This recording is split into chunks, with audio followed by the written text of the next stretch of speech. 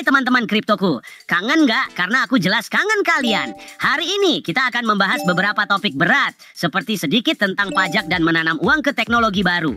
Kira-kira berapa banyak orang yang menginvestasikan dana ke AI saat ini? Nah, ayo kita simak dan lihat apakah tebakan kamu tepat. Apakah kamu tahu berapa PDB dunia? Tidak. Sekitar 100 triliun dolar. Dari jumlah itu, sekitar 50 hingga 60% ada di tenaga kerja. Teknologi kira-kira sebesar 15% dari itu, dan selama dekade berikutnya, jika kita tumbuhkan pada tingkat pertumbuhan PDB tradisional, itu akan menjadi antara 125 hingga 130. Bagaimana jika teknologi tumbuh dari 15 menjadi 20%? Itu seperti 25 triliun dalam perusahaan teknologi. Naik dari katakanlah 15 triliun hari ini. Jadi 10 triliun pengeluaran tahunan akan tercipta untuk perusahaan teknologi selama dekade berikutnya. Ketika kamu berpikir tentang 200 miliar dolar yang dihabiskan untuk capex, kupikir pertanyaannya benar-benar 200 miliar itu seharusnya menghasilkan 600 miliar pendapatan. Kupikir pendapatannya akan ada. Karena sekali lagi kita tidak hanya menangani perangkat lunak linier seperti yang kukatakan, kita menangani tenaga kerja dan kekurangan tenaga kerja dan hal-hal yang bisa dilakukan manusia, tapi itu bagian terburuk dari pekerjaan kita, atau kita tidak memiliki cukup orang yang bisa melakukan pekerjaan itu. Wow, itu benar-benar jumlah uang yang besar.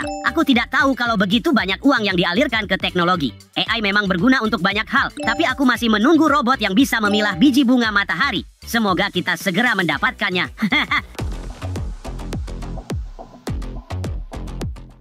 Sekarang, mari kita bahas topik yang agak sensitif bagi semua investor pajak. Namun kali ini, kita akan mendengarkan dari seorang inovator terkemuka yang aku yakin sebagian besar dari kalian sudah kenal baik. Jadi, lanjutkan Elon. Anda dikenai pajak atas apa yang Anda hasilkan. Anda dikenai pajak atas apa yang Anda beli. Dan Anda dikenai pajak atas apa yang Anda miliki. Dan rasanya, oke, ini adalah Anda tahu pajak.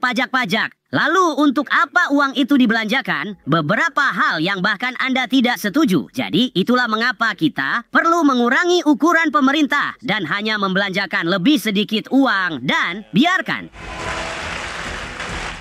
orang-orang mempertahankan lebih banyak dari uang hasil jerih payah mereka. Itu, ya begitu. Tidak ada yang suka membayar pajak, tapi sepertinya kita tidak bisa benar-benar hidup tanpanya juga. Namun, orang ini baru saja menciptakan robot humanoid. Jadi mungkin dia menemukan sesuatu? Bagaimana menurut kalian teman-teman? Apakah kalian setuju dengan Elon? Tuliskan pendapat kalian di kolom komentar dan biarkan perdebatan dimulai. Itu saja untuk hari ini. Tetaplah bersama kami dan aku akan bertemu kalian di episode berikutnya. Selamat tinggal untuk saat ini dan ingat, hamster adalah kekuatan. Satu untuk semua dan semua untuk satu.